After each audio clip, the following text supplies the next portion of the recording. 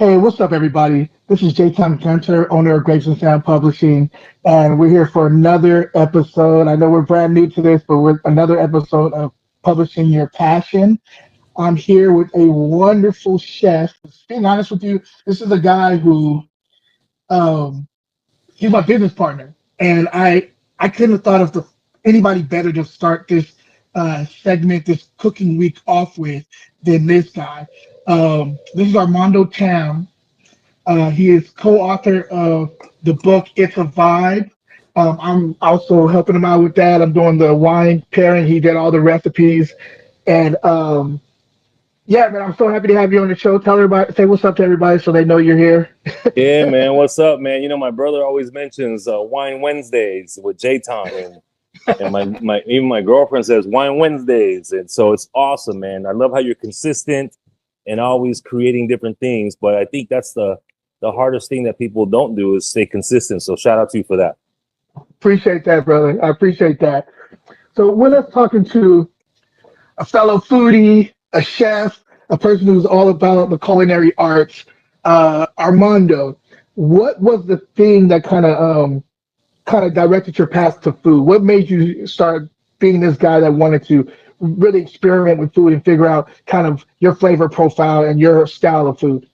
I think looking back, because now that I'm in the food industry, looking back, my upbringing. You know, I remember when we first came to this country, while they had their 8 to 5 jobs, my parents did food on the side.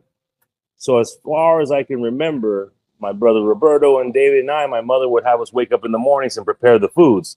So we would sell nacatamales, which are Nicaraguan tamales.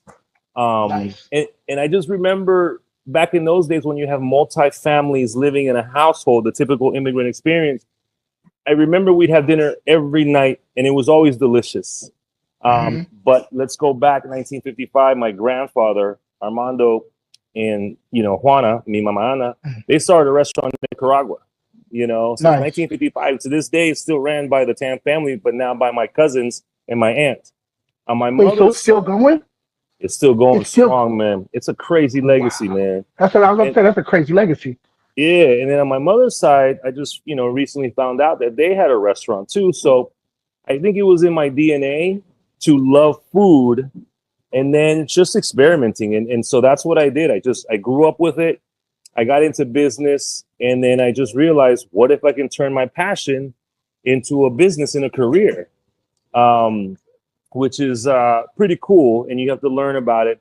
And as far as my culinary inspirations, like It's a Vibe, it wasn't about what I specialize in. It was basically a dish from my travels that were inspired.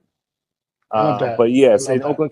Oakland, California, I do have in a cloud kitchen, a ghost kitchen is a Chinese Latin concept, which is like the only one around. But that's just who I am. I grew up around that. I don't really like the term fusion. I like a Yeah. combination, but don't get me wrong, it's not the wrong term. But usually it's like non-people of the culture trying to infiltrate the culture by fusion. But anyway, Yeah. yeah, as long as I can remember, it was probably my mom and father because, again, they loved to cook. The food was good, but they had a business out of it. And so I think that is what ignited my journey.